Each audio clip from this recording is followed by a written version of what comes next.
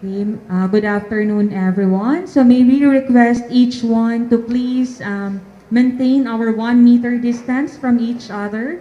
And we will be starting our program in a few minutes. Thank you.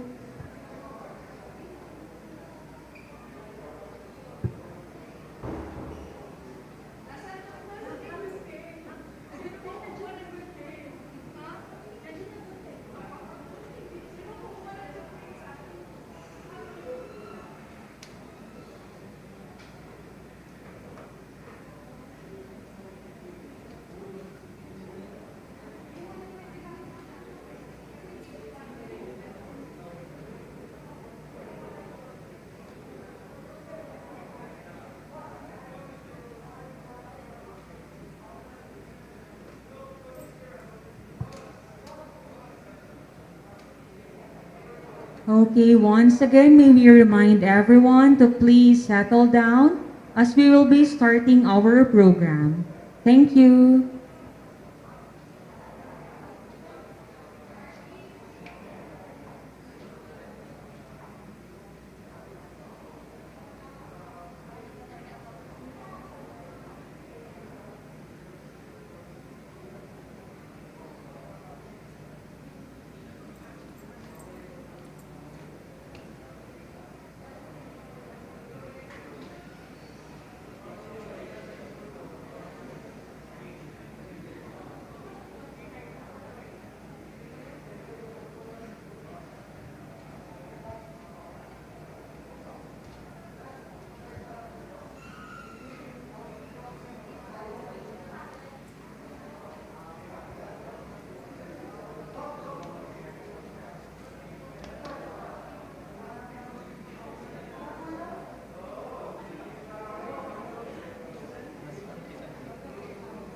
Okay, once again, may we request everyone to please settle down and we will be starting our program.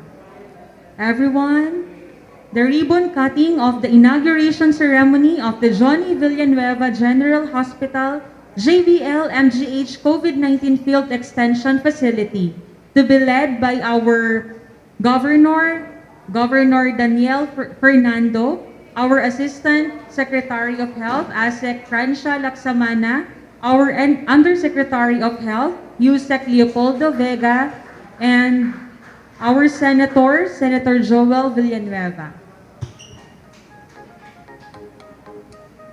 Once again, welcome to the inauguration ceremony of the Joni Villanueva General Hospital, the JBL MGH COVID-19 Field Extension Facility.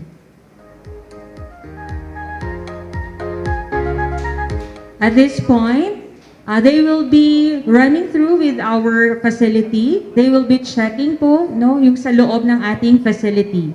The purpose of this facility is to cater the symptomatic mild to moderate confirmed COVID-19 cases in Central Luzon and National Capital Region to help decongest tertiary hospitals and of course, to enhance the surge capacity of existing health facilities.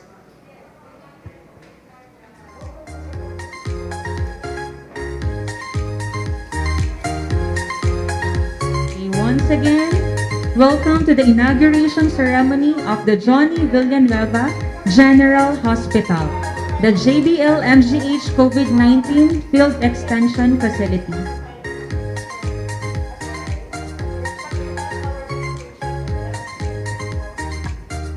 So we have our resuscitation area which is equipped with mechanical ventilator, crash cart, and yung isolation chamber. Just in case we receive yung mga toxic or critical patients po.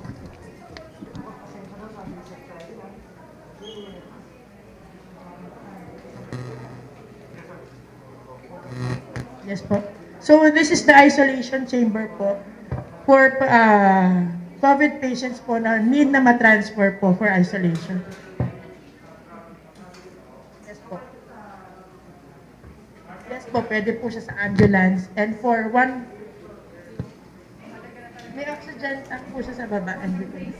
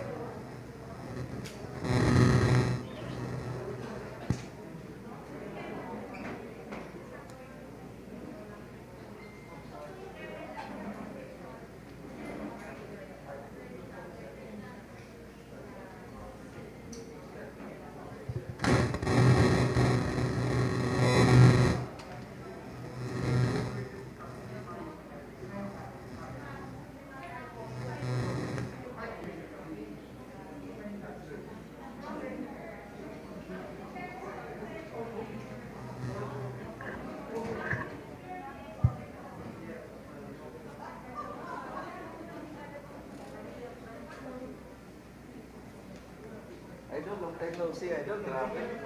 Ha?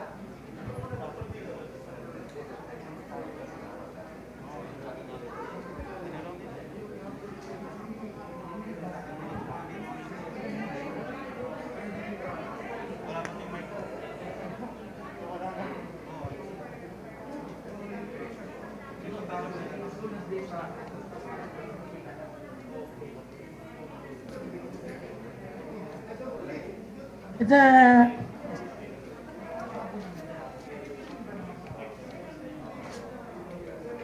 the emergency room also is equipped with minor OR po, sir. Minor operating room po. So kung kailangan po ng minor operating po sa mga pasyente natin. Yes po.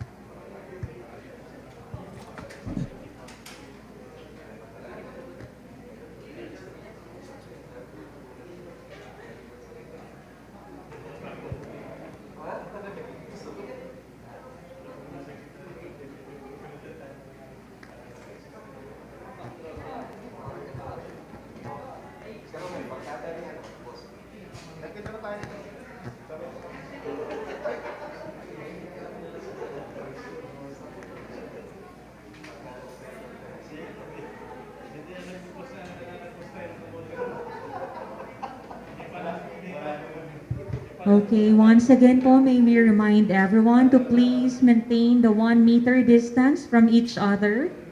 As we walk through the facility, may we remind everyone to please practice the minimum public health standards. Thank you.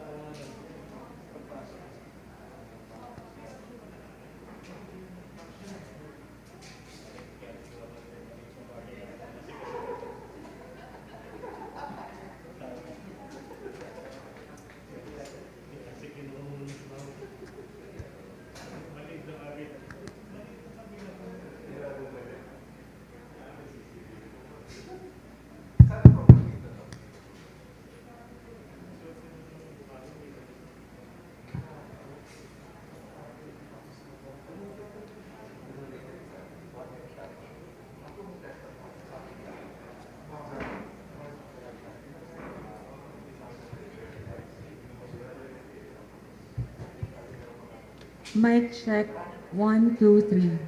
Mic check 1, 2, 3. Mic test 1, 2, 3.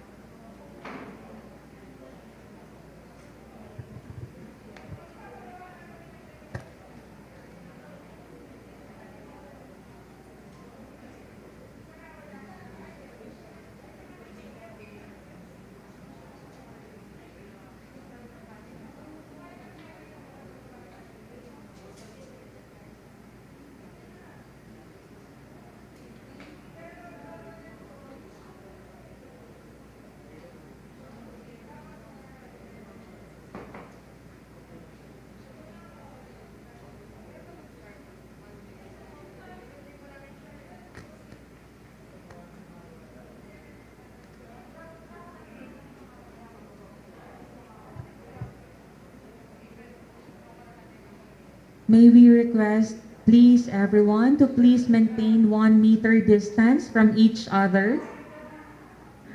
we have to maintain our minimum public health standards and please properly wear your face mask. Thank you.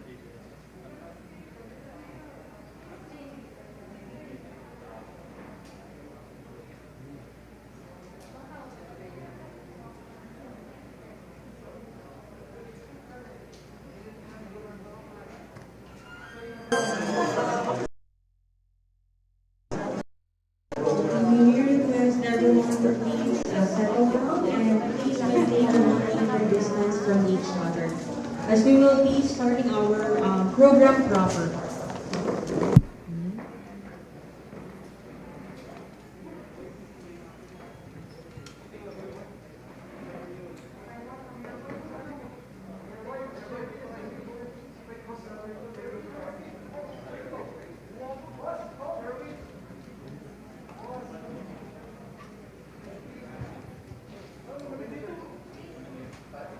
Okay, once again, may we request everyone to please settle down as we will be starting our program in a few minutes. May we request our media partners also to please maintain po yung ating 1 meter distance. Also, our guests and participants, may we request po everyone to please maintain our minimum public health standards. So everyone, good afternoon and welcome to the inauguration ceremony of the Joni Villanueva General Hospital, a JBL-MGH COVID-19 Field Extension Facility. So this is one of all the efforts of the government in establishing additional COVID-19 facilities to enhance the surge capacity of existing health facilities. And this will cater to symptomatic mild to moderate confirmed COVID-19 cases in Central Luzon and National Capital Region to help decongest tertiary hospitals. This is in coordination and participation of the local government of Bulacan.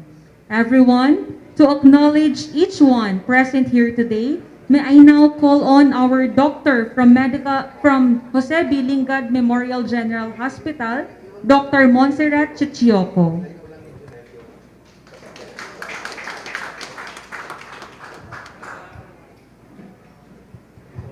Magandang hapon po sa ating lahat. Tayo po ay nasa Bulacan, kaya I will try my best po na ako po ay magsalita ng ating native tongue. Ayan po. Kasi po pag ako uma-attend ng mga programa sa Bulacan po, ang atin pong national language, ang lagi pong medium of communication po. Okay, so kami po ay nagagala na ang ating mga kapitat-pitagang mga guests, Taglish na lang po, ang hirap Tagalogin, ay nandito po para tulungan kami or pasinayaan itong ating Joni Villanueva General Hospital JBL-MGH COVID-19 Field Extension Facility. Sa konseptong ito po, bakit po natin ito ginawa? Dahil nakita po natin na kailangan natin i-serve yung pangangailangan po ng ating komunidad. Sa pagtaas po ng COVID-19, nakita po namin na kinukulang po talaga yung aming beds, lalong-lalo na po ang aming hospital ay isang referral facility for COVID. So para sa pagbiyahe pa lang po ay mabawasan na yung pagtatagal ng oras kasi very critical po ang time. Especially for patients that are having severe symptoms and are in critical condition. Naisip po namin na itong Joni Villanueva na ito ay malaki ang maitutulong po sa ating mga pasyente. So we will be managing patients here at the interim, yung mga critical po. I-stabilize po natin sila at kung kailangan mailipat, ay saka po natin ililipat sa isang mas mataas na antas ng paggagamot. So at this juncture po, let me welcome our guest, Honorable Daniel Fernando, the Governor of the Province of Bulacan. Of course, our Undersecretary of Health and the DOH Chief of Staff, Sir Bong Vega. Advisor of the National Task Force, our former Undersecretary also of the Department of Health, Dr. Teddy Herbosa. Ito ang aking laging partner. Pagka po COVID ang pinag-uusapan, lagi po kami nagkikita. Secretary Vince Dizon, the National Task Force Deputy Chief Implementer and Testing SAR, and former BCDA President po. Hindi po tayo pinapabayaan ng ating mga legislators, no? Andito po ang ating kapitapitagang senador na tubong Bulacan po, Senator Joel Villanueva from the Senate of the Philippines. Ayan. At syempre po ang sumusuporta from the local government unit, ang presidente po ng League of Municipalities of Bulacan, Mayor Ambrosio Cruz, sir. Welcome po. Okay. We also have representatives from the National Task Force. Nakita ko po rito si Sir Clifford at saka si Colonel Franz. Welcome po dito. The Provincial Health Officer of Bulacan, Dr. Yordis Marush Caselis. Hello, ma'am. Ang masipag na the Director for ng CLCHD or Central Luzon Center for Health Development, Dr. Cora Flores. Welcome po. Ang aking boss, lagi pong ito ay nakaalalay sa amin kung ano man ang aming problema. ASEC, Francie Laksamana. Welcome po sa inyong lahat. Sa ating mga kaibigan sa media, nagagalak po kami at ito po ay isang opportunity for us to tell the people of not only of Bulacan but the Philippines na meron pong ginagawa ang ating pamahalaan para at least kahit paano mag-cope ang ating gobyerno or ating mamamayan dito sa sitwasyon ng COVID-19. Ito po ay malaking tulong sa amin to, advertise and promote yung ganitong klase ng serbisyo na kaya na po natin ibigay sa ating mga kababayan. Now, sa aking mga staff na nandito na pag tinawag ko, we will be operating Bulacan, ready po sila and they are trained, very well trained in critical care management, in infectious disease management. Saludo ko sa mga tao ko na ito. Welcome tayo sa Bulacan. May panibago tayong mission ngayon. And to all other guests na nandito po, kami po ay nagagalak na pinasisinayaan po namin ito ay kasama po namin kayo sa isang milestone ng ating, not only of the DOH but the National Task Force. So, welcome po and good afternoon sa inyong lahat.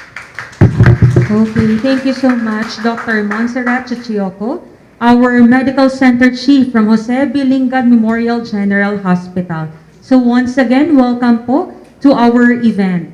So to continue our program, alam ko po, tayong lahat na nandito, nagpa-participate dito sa event na ito, bakit ba talaga tayo nandito? Paano ba nag-start ang lahat ng ito?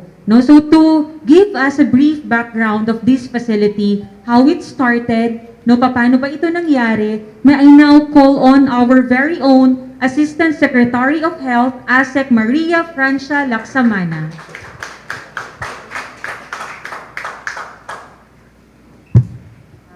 Magandang hapon po sa ating lahat. mukhang mahirap akong magiging Tagalize na lang po. Hindi kagaya ni, kasi po ako ay Bicolana, napakahirap talaga, i-pure Tagalog ang aking sasabihin. Na-welcome na po natin ang ating lahat ng mga VIPs, ang ating mga guests, ang ating mga kasamahan po sa ating colleagues sa Department of Health, sa health sector at saka yung iba pong mga stakeholders. Ako po ay talagang nagagalak na maging part nitong pagbuo na nitong ating Joni Villanueva General Hospital at JBL Extension Hospital. Paano po ito nagsimula? Gusto ko lang pong maisabi na ang Department of Health as part of the National Task Force, nakita nyo naman po, nakita nyo po ba yung mga logo? Gusto ko lang pong mapakita dito sa atin lahat na this is a concerted effort not only of the Department of Health. Dito po sa logo na to makikita nyo po ang National Task Force. Nandito po kaming lahat dito. Kaming Inasec Deans, Yusek Vega, si Yusek Ted Herbosa, ako po. Kami po ay kasama po sina Colonel Clifford, nandito po sina Colonel Francel. Tumatayo po kami as part and members of the National Task Force. So nandito po ang logo ng Department of Health.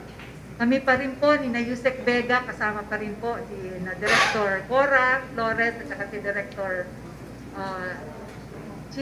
Dr. Chichoco. Nasasanay po ako sa kanya sa Dr. Chi.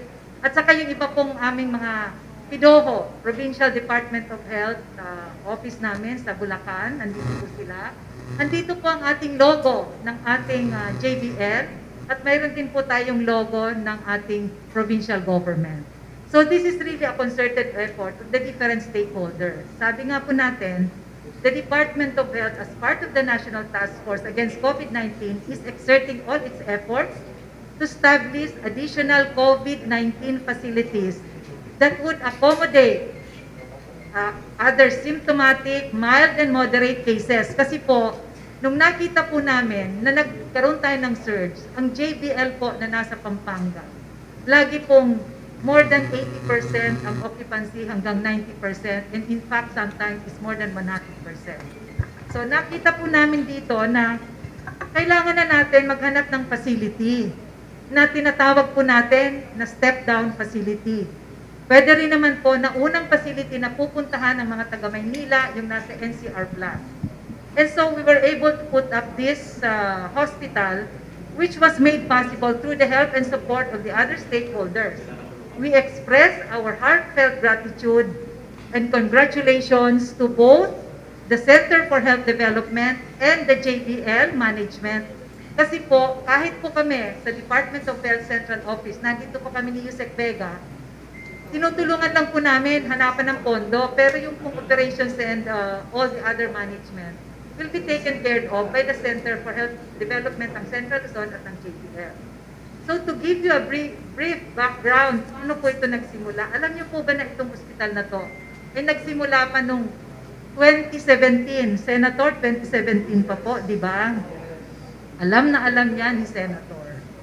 And so, nag-umpisa lang po sa isang napakaliit lang na meeting, ilan lang po kami noon, si ano pa ang AFMT natin noon, Yusek Vega, si Yusek Ike Bravo pa, nag-meeting lang kami with Mayor, with Senator, kasi ang gusto natin magkaroon ng isang LGU hospital.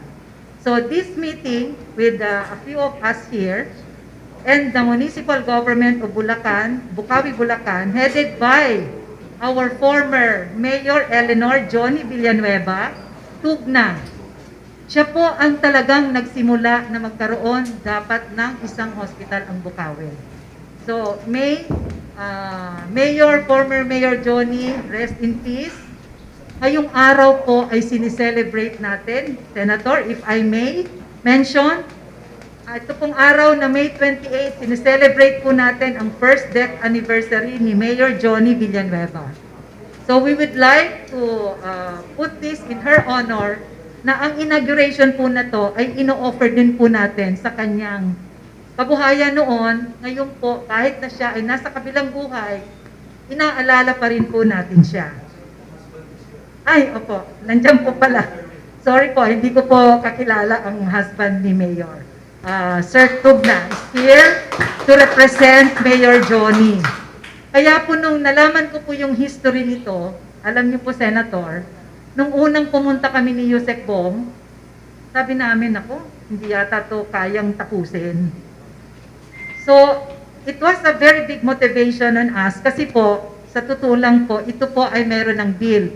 Senator, if I may also mention, meron na po tayong bill para dito for the creation of the Joni Villanueva General Hospital as JBL COVID-19 as JBL Extension Hospital.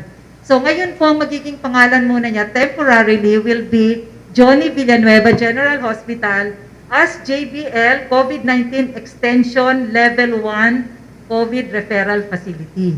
So yun na po muna ang papangalan natin sa kanya ngayon. And because this answered the surge that we saw in the past few months, nagkaroon po ng pagpupulong din ang Department of Health. At nagpaalam po kami kay Senator kung pwede pong gamitin muna natin as a COVID facility referral.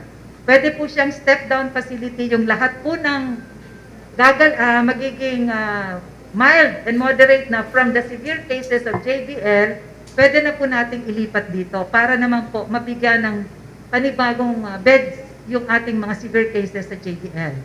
So ito pong sabi ni Dr. Rachi kanina, 50 beds po ito. Meron po tayong provision for kung mayroong COVID positive na mga bata or nagkaroon ng COVID positive na buntis, ready po itong facility natin na ito.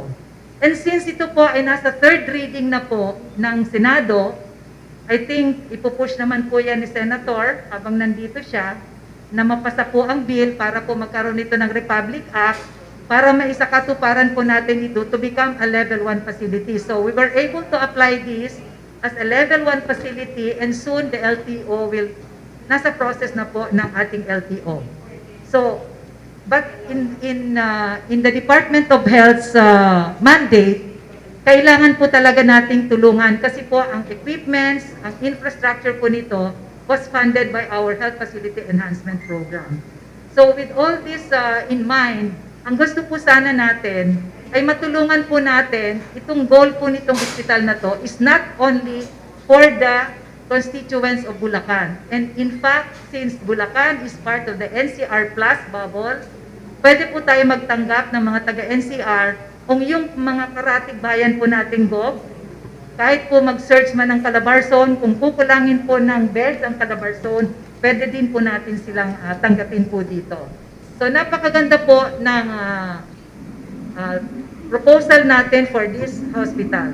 So we at the Department of Health will not stop working on all possible ways to keep everyone safe, but we will need your trust.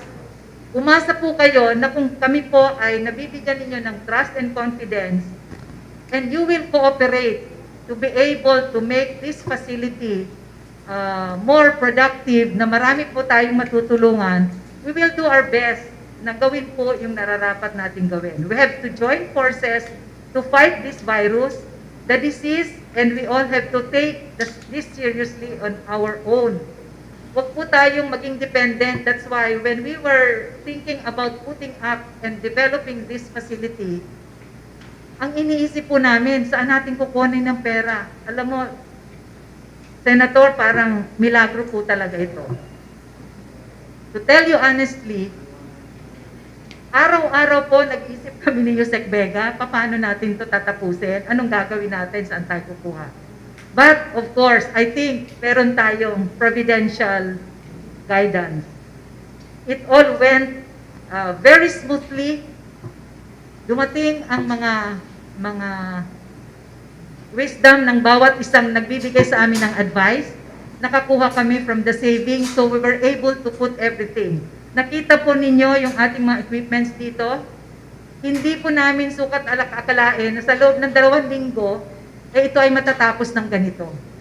So now, I would like to really give my heartfelt gratitude to those who are here present to witness this day, a memorable day for former Mayor Joni Villanueva, for the Department of Health, for the Provincial Government of Bulacan, for our Provincial Department of Health in Bulacan, to our Provincial Health Office, to the Department of Health Central Luzon, of course, to the one who will manage this hospital, to our JVL family with the leadership of Dr. Chichoko, and to all others who are here. Meron po pala tayo dito, Senator Gog, Sec Vince, Yusek Vega, meron po tayong 14 health workers that will be shifting.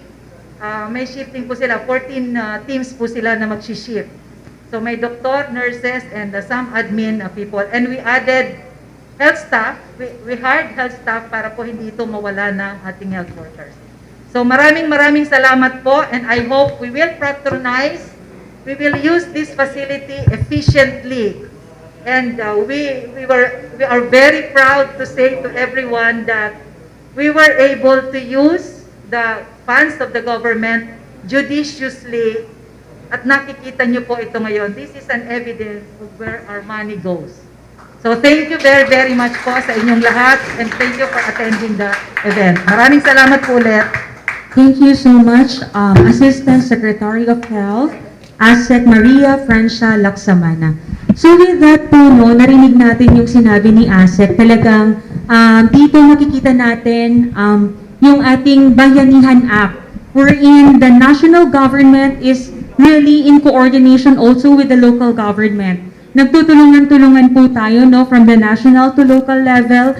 And of course, no, yung ating goal dito kasi is to provide yung mga kailangan or needs ng ating mga constituents. So sabi nga po nila, there is a strength in numbers and collective goodwill, no? So kung ang ating goal ay talagang para sa mga mamamayan, talagang mangyayari yan. Sabi nga po kanina, nangyari ito very smoothly in just 2 weeks, no?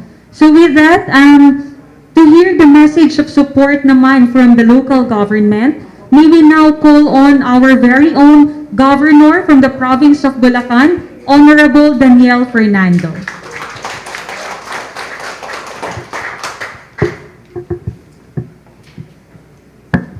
Yan, thank you, Teresa. Palakpakan po natin si Teresa ng isang malakas na palakpak. Thank you to our very supportive senator. Magkasama po kami dun sa gym kanina at may tupad. Nagbigay na naman siya ng tupad. Ano po? Sa ating mga kababayan. Binubuhos na talaga yung blessings niya dito sa lalawigan ng Bulacan. And thank you po, Senador. Of course, Senator Joel, sa ating pong secretary. At talaga naman nakatutok sa ating National Task Force at lagi ko siya nakikita. At ito yung aking inspirasyon sa paglilingkod ko dito, paglaban sa COVID. Ano po, paglaban sa COVID. So, Secretary Vince Dizon, palakpakan po natin. And of course, kay Yusek Leopoldo Vega, at nakasuporta rin yan talaga. Sobra-sobra po. Ano po? Of course, kay Dr. Monserrat Ticoco, ayan po. At kay Dr. Herbosa. Of course, sa ating pong mayor ng ating LMP president po natin sa aming bayan ng Giginto, Mayor Ambrosio Boy Cruz Jr. Ano po na talagang nag-umpisa rin, nagumalaw yan sa ating Joni Villanueva Molecular Laboratory.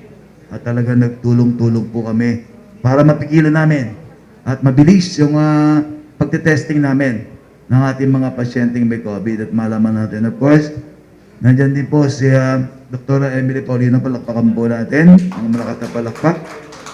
Ang ating ma'am na lagi po nakasuporta. Ano po, Ma'am Francie Laksamana, palakpakan po natin. Ma'am Francie. And of course, si former Congressman Sherwin Tugna. Ayan. Alam kong masakit pa sa kalooban mo. Ano po, of course, ang pagkawala ng ating magmahal na mayor, talagang siya talaga nagsimula nito. At kitang-kita sa kanya ang pagiging lingkod bayan. Sabi nga kay Senator Joel, nandyan lang yan sa paligid, tumitingin-tingin. Ano po, nakamasid sa atin. Well, Mayor Joni, ano to pa ang pangarap mo? Eto na.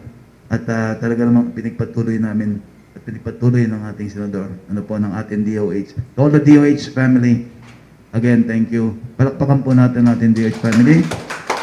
Of course, kapiling din po natin ng ating BMC, Bulacan Medical Center Department Head, Dr. Jordi Celis. Ayan, wala na po ba ako nakalimutan? Ayan po, isa-isa na natin. Ayan, kay Director Corazon Torres, nakalimutan po. Ma'am, ayan po, pagkasama tayo kahapon.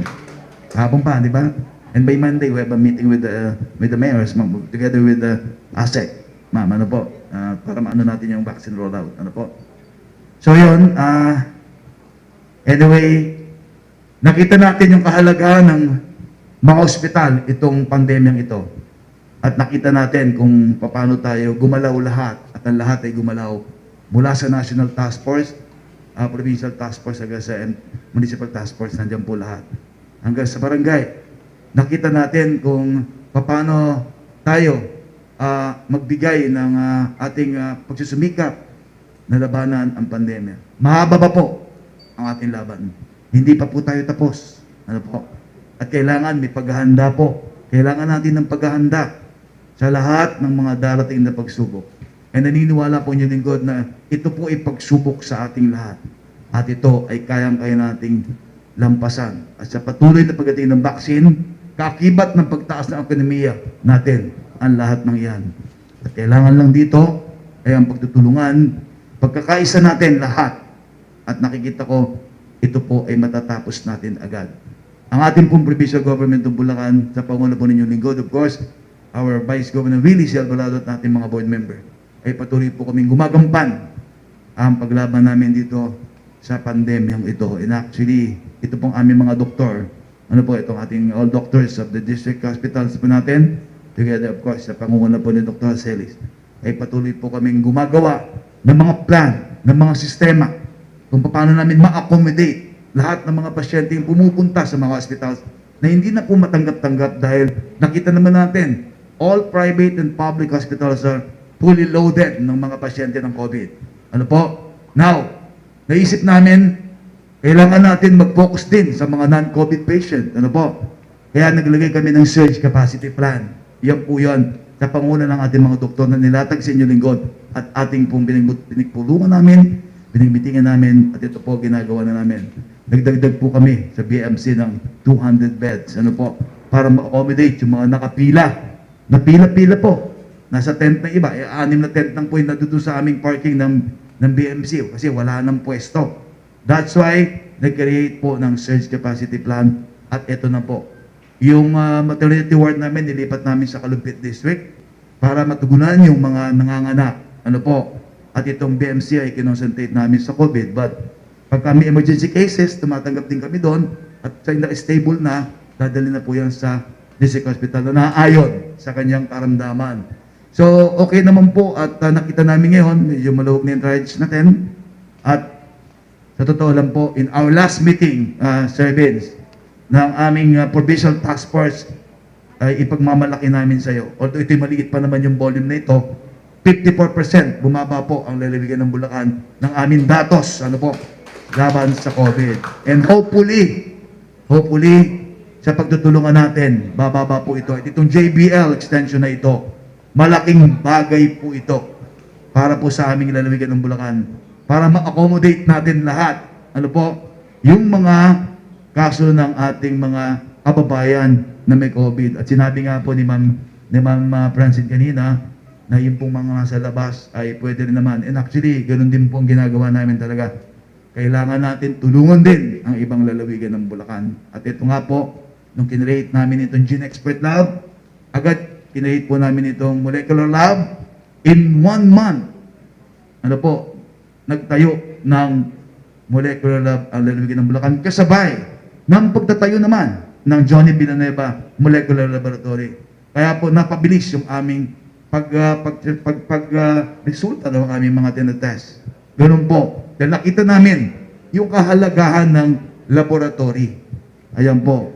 So DOH family, sa lahat po ng ating mga katuwang sa paglilingkod, headed by Senator Joel, of course, si Sec Vince, sa ating pong mga kasama sa paglilingkod dito, tulong-tulong po tayo, sama-sama po tayo. At pag tayo nagsama-sama, walang imposible. Ano po? Pag tayo nagmahalan, wala rin imposible. Kayang-kaya natin ito lahat. Basta po, ang mga bagay na yan ay isandal natin sa ating mahal na Panginoon. Dahil naniniwala po ako na kapag ang Diyos ay nasa iyo, walang imposible. Sigurado, mananalo ka.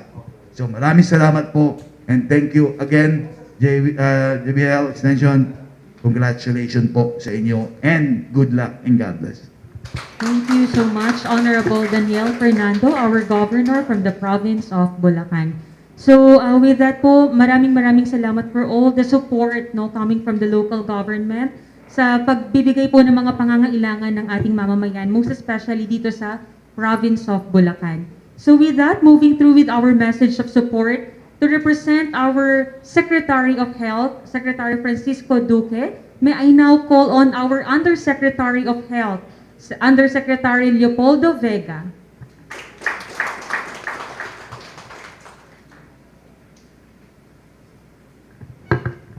Thank you, Ted. Senator Joel Villanueva, of course, Governor Fernando, Sec Vince, Mayor Cruz, Ted, my DOH family, Asek Laksamana, and the members of JBL, the staff of JBL, of course, Director Flores, and Dr. Chichoco. Magandang hapon po sa inyong lahat. First of all, allow me to give special thanks to the people who worked their way out to make this occasion very momentous. Alam nyo, 3 weeks ago, it was so hard to find this hospital as it is right now. And to be very honest, Senator Joel, we were very desperate in trying to look for beds specifically for COVID that can actually be managed as severe and critical. And alam namin na meron ditong sa Bukawe an existing hospital which has not been functional for quite some time. And in 3 weeks' time, we said we have to ask Senator to make use of this building. We have to ask the Department of Health to support this.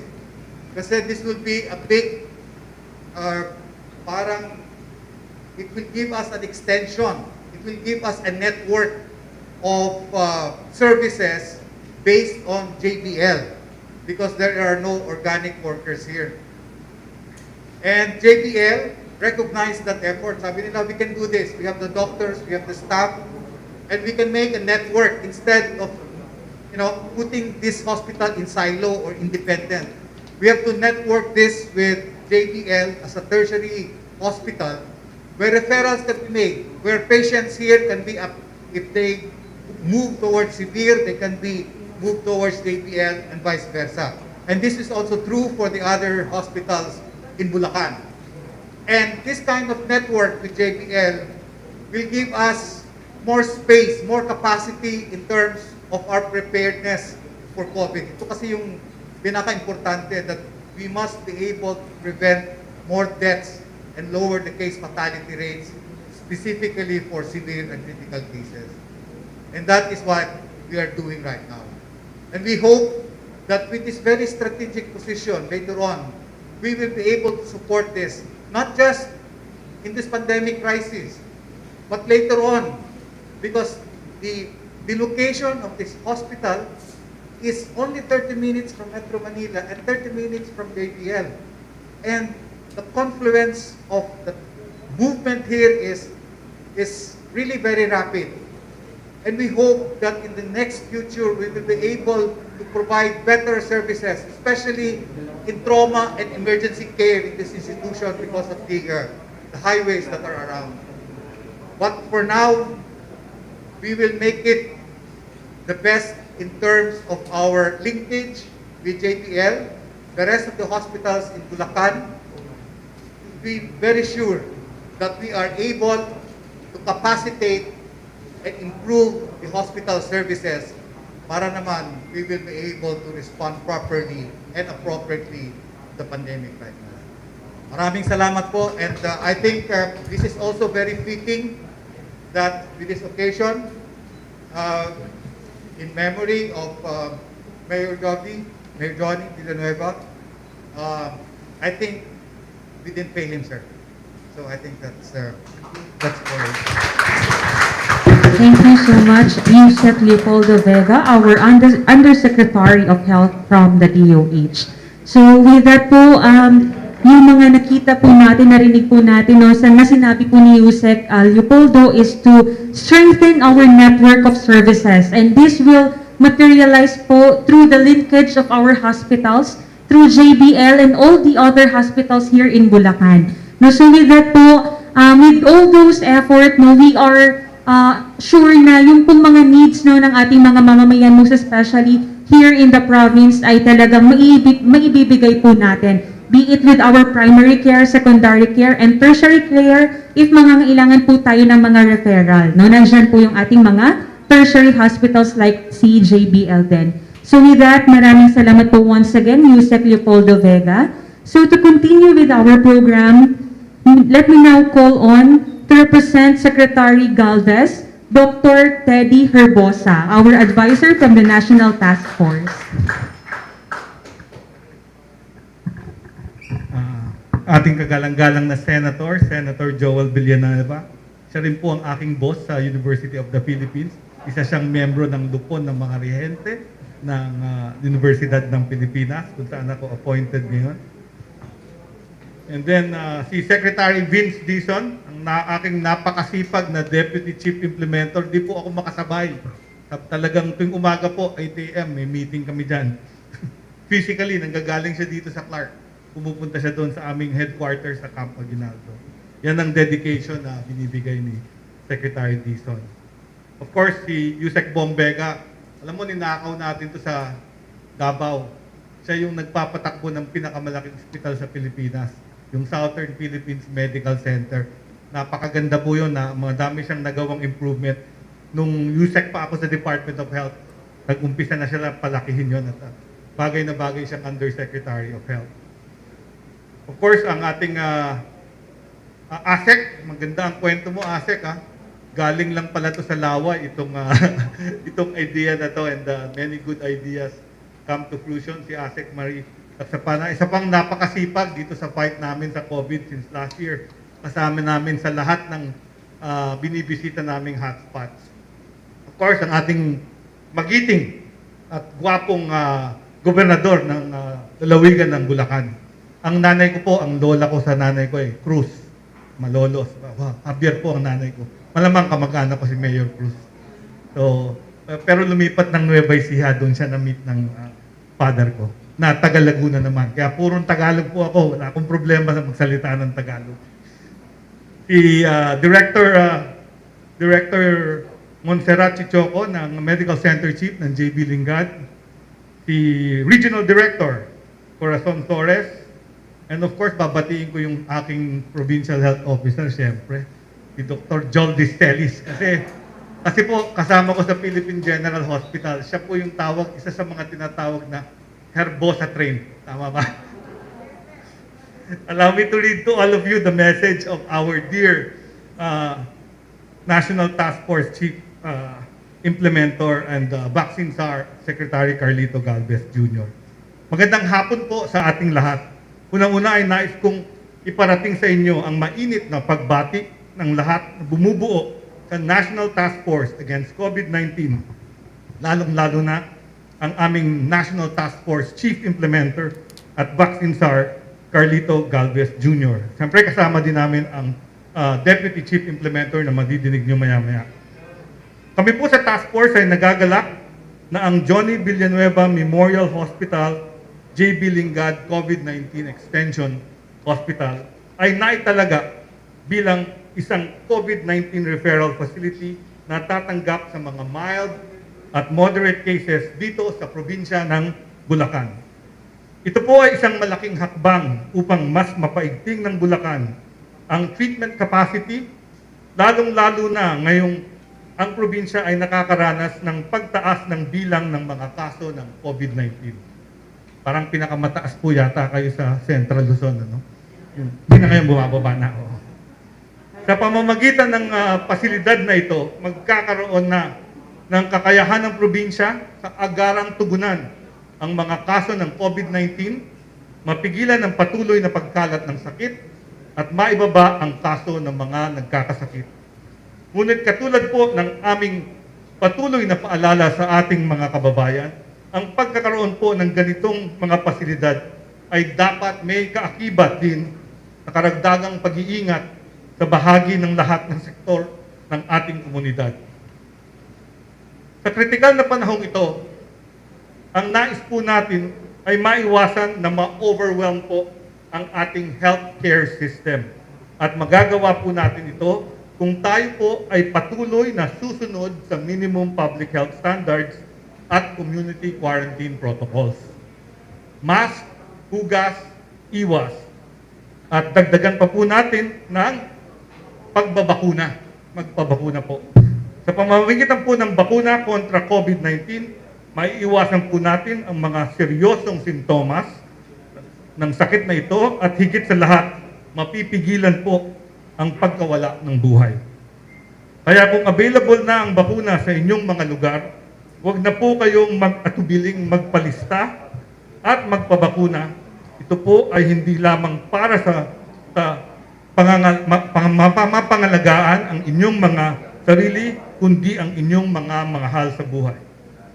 Sa ngayon po, ang ating mga binabakunahan ay nabibilang sa priority sectors A1, mga healthcare workers, A2, mga senior citizen, at A3, persons with comorbidities.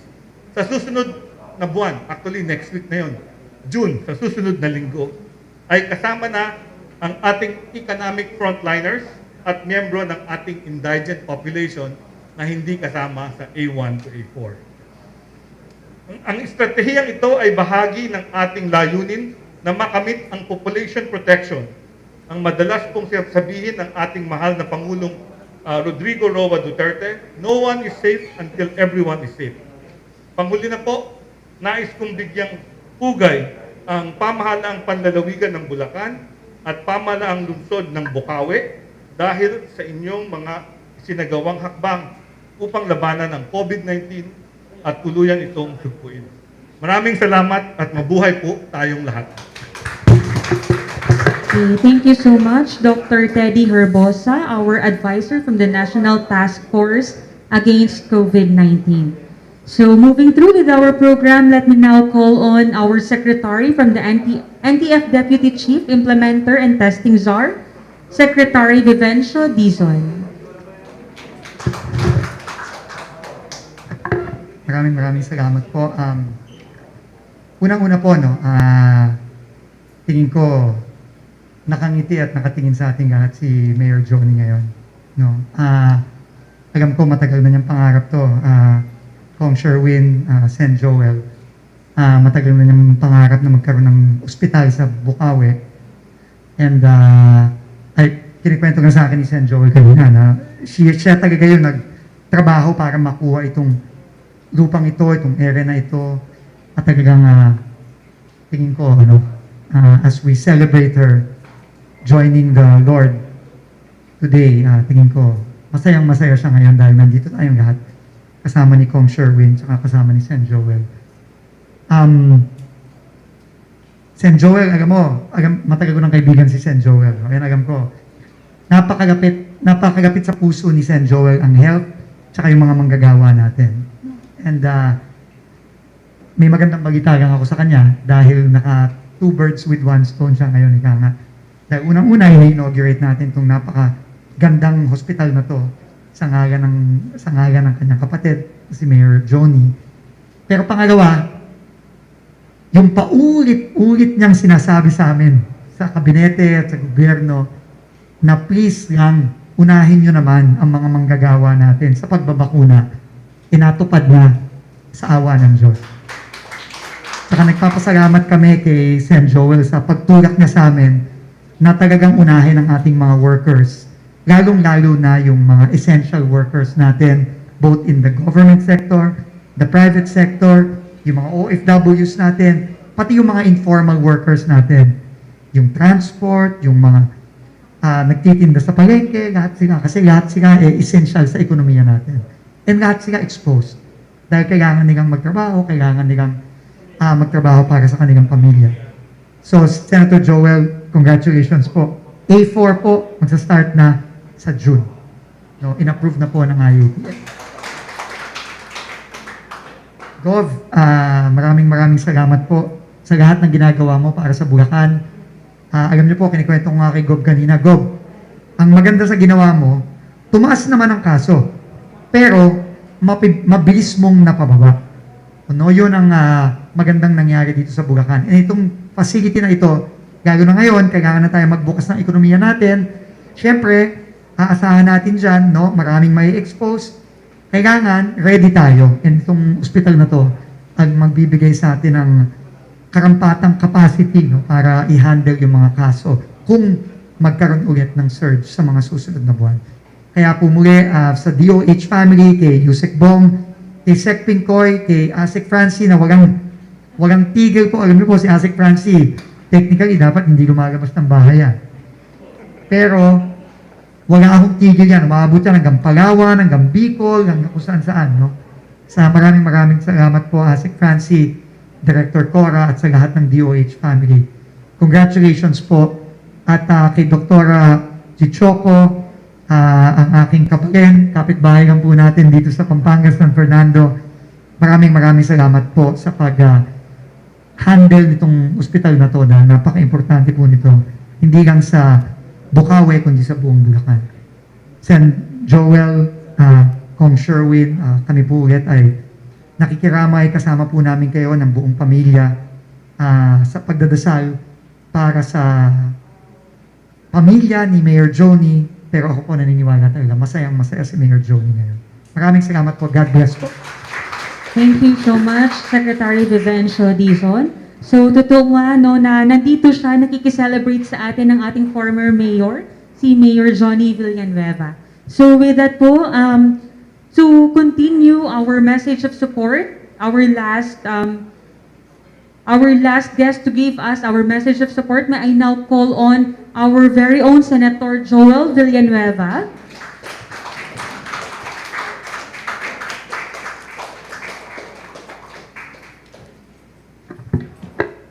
Thank you. Thank you so much for that very kind introduction. Let me first of all acknowledge our guests with us. Siyempre, unahin ko po ang ama ng dakilang lalawigan ng Bulacan, walang iba kundi ang ating mahal na Governor, Daniel Fernando, na umaga pa lang, tanghali, hapon, dire-diretso na po, galing pang San Ildefonso, magkasama ho kami kanina sa Malolos. Today, we were able to give out 1,236 tupad beneficiaries, and then tomorrow, another set po, no? So a total of 6 towns today, another 6 towns tomorrow. But thank you to Governor Fernando for all his support. Siyempre, kasama din natin ang Pangulo ng Liga ng mga Mayors ng dakilang lalawigan ng Bulacan, Mayor Boy Cruz, who's also with us. Thank you. Kailangan kong sabihin sa inyo na matagal ko na hong kaibigan at hinahangaan at iniidolo ang ating secretary ng sa AITF, ang ating testing czar, chair, president ng BCDA, ang ating hong kaibigan, Secretary Vince Dizon. Palakpakan ho natin siya. You know, I have to say this, and I'm not saying this because I'm in my hometown province. I'm in my hometown, Bocaueñong. But if you look for one secretary who is the most competent, most impactful, I would say the go-to guy of this administration, it is Secretary Vince Dizon. And I can defend that in Plaza Miranda. And the Bible says, give honor to whom honor is due. And that's why, again, let me take this opportunity to thank Secretary Vince Dizon on behalf of the entire Filipino people. Thank you, Sec Vince. Thank you. Siyempre po, kasama din natin ang ating DOH USEC, Habang Vega, sir, si Asek Laksamana, who's also with us, ating RD, Dr. Flores, thank you very much. Ang ating DOH HFEP Director, si Director Gorgoton, talagang malaking tulong ho sa atin. Si Director Chichioco, kasama po natin. Maraming salamat po. Of course, si Dr. Ted Herbosa, ang ating advisor sa NTF COVID. Maraming salamat ho. Sa lahat po ng miyembro ng media na naririto, malaking karangalan po ang makasama kayo. A4 po kayo, push din namin kayo. Baka ho na, Baka ho nakalimutan nyo, ako ho yung naging tulay nyo kay Sec Vince. At alam nyo, napakagandang balita po yung binanggit ni Secretary Vince kasi come June, we're not only talking about essential workers. We're talking about every worker, economic worker na lumalabas. Pwede na silang bakunahan this June. Napakagandang balita yung binanggit ni Secretary Dizon. Maraming salamat. Marami pong salamat. Hindi po ako magmamahabang salita, but I'll take this opportunity to thank and acknowledge ang the love of my life ng aking kapatid na kasama ho natin ngayon, si Congressman Sherwin Tugna, who is joining us. Salamat, Bayaw, for being here. This is an emotional day for me. I would have to admit it kasi binanggit kanina yung history nitong ospital. Ang pinaka mahalagang parte ng kasaysayan nitong ospital ay yung pangungulit ng aking kapatid. Na bagamat parang suntok sa buwan na magtayo ng ospital, I remember parang 2016, during that time, we were discussing about this. My sister would insist, we cannot exist here on earth at hindi magkaroon ng legacy. We cannot make a difference in our public service kung wala pa rin tayong ospital dito sa dakilang lalawigan ng Bulacan, dito sa aming distrito, dito sa aming bayan ng Bocaueñong. And she would move the heaven and earth to do that. Walang lupa, i-donate natin yung lupa natin. This is a prime property. Ang North Trail po nandyan lang. Pag binenta namin itong lupa to, halos 2 hektarya po itong dinonate. Alam nyo siguro kung magkano yung presyo ng lupa ngayon dito sa aming lalawigan. But si Joni didn't mind. Ang para sa kanya, makapagsilbi, magkaroon tayo ng impact, magkaroon tayo ng magandang legasiya. Hindi ko akalain na ngayong araw na ito darating yung i-inaugurate natin itong ospital na ito at sa Monday gagamitin na ng mga COVID patients nang wala siya. And this is the first year, exactly, this day. And hindi rin siguro lingid sa kaalaman natin that today is Flag Day. 123 years ago, after the Battle of Alapan, unang inilatag ang watawat ng Pilipinas. And today, we are marking this very important day in honor of a public servant who gave her life. In the midst of the darkest days of our history. She gave her life serving our kababayans here in Bukawi. So, ang mensahe ko lang po ay sa bawat isa na naririto, lalo na sa mga ngalaga, sa mga health workers natin, mga bayani natin. Alam kong gagawin po ninyo lahat ng inyong magagawa para makapagsilbi at makapagkalinga, makapaggamot ng ating mga kababayan. Ngunit gusto kong ipaalala sa inyo, itong ospital na ito, there is more to that name, Joni Villanueva. And for me, Joni Villanueva is not just a signage. For me, it is standard of excellence, standard of service that I will have to carry, that burden until the day that I meet her after life. So sa inyo pong lahat, maraming salamat for this day. Maraming salamat po sa inyong suporta. Mabuhay po ang Mayor Joni General Hospital. Papasalamatan ko rin si Speaker Alan Cayetano na siyang nag-push ng batas dun sa Kamara de Representantes at nasa Senado na po, nasa amin na yung bola na next couple of months ay may papasa na namin itong batas na ito. But for now, yung ninanais ni Joni, yun ang pinaka-importante. Mapakinabangan po ito at sa Monday, makikita natin na magkakaroon ng impact ang ospital na ito at tayong lahat ay magiging parte ng kasaysayang ito na naganap ngayong araw na ito. Maraming salamat po. Mabuhay po kayo and God bless us all. Thank you so much, Senator Joni Villanueva. Okay, so with that, no, hindi lamang po mga media partners no, natutulungan natin doon sa pagsulong ni Senator doon sa A4 category na mababakunahan. Kung hindi, tayo din po at the regional office ng mga government workers, we are still waiting for our turn to be vaccinated. No? So papasok din po kami sa A4 category na sinulong po ni Senator Joel Villanueva also. So with that, upon hearing po yung message kanina ni Senator Joel, I can summarize it sa isang word, no? This is service, no? Yung gusto po ni former Mayor Joni Villanueva and of course with our Senator Joel Villanueva, serbisyo po ang maibibigay po natin sa ating mamamayan, no? So, tulad po natin, mga healthcare workers together with our local government, ang serbisyo po ang maibibigay natin because this has been, ang sabi ko nga po, and will always be our commitment to every Filipino.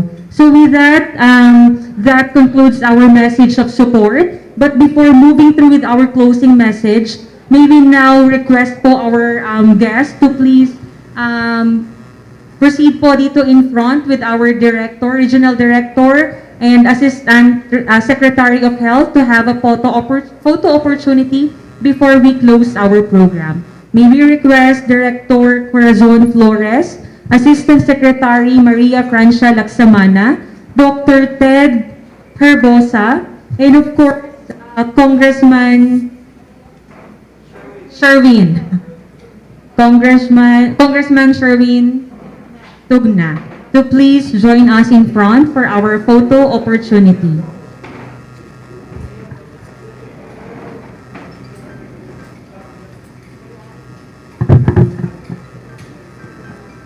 And of course, Dr.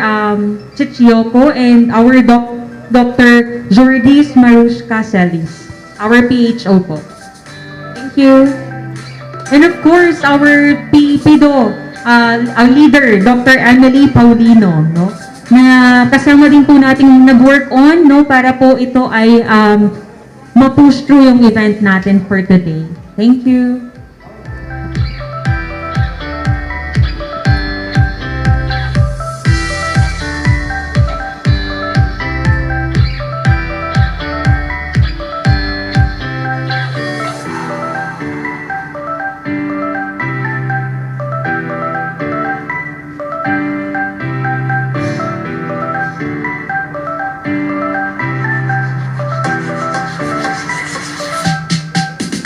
Once again, no, our task force no against COVID-19 po, ginagawang araw ang gabi, gabi ang araw para po ma-provide ang mga needs ng ating mga constituents. So with that, moving through with our last part of the program, our closing message, may I now call on our very own Director Corazon Flores from the DOH Central Luzon. Thank you, Ted. After listening to those heartfelt and talagang mga galing sa puso po na mga sinabi ng ating mga panauhing pandangal, kami po mula po sa Department of Health nagpapasalamat sa inyong pagdalo, sa inyong mensahe. At alam niyo po ba, sasabihin ko po sana sa inyo, 3 weeks ago, kuryente, tubig, wala pa ho. Kuryente meron na, pero tubig, wala pa ho ito. Kulang pa ho ito ng mga pasilidad, pero sabi nga po ng mga bossing namin, let's push for ensuring that we provide quality services dahil kailangan na po ng mga pasyente. And tayo po, patuloy po sa pagtutulong-tulungan po mula po sa Undersecretary namin sa Department of Health, kay Asik Laksamana. And I would like to recognize the people behind the Health Facility Enhancement Program, our engineers, our mga hardworking nurses, doctors, kami po sila Dr. Lai, sila ERD. Ito po ang aming taos-pusong pasasalamat na bilang lingkod ng bayan, patuloy po kami magsiservisyo. Maraming po salamat para po magamit na maraming lahat. Magandang hapon po sa ating lahat. Okay, thank you so much, Director Corazon Flores.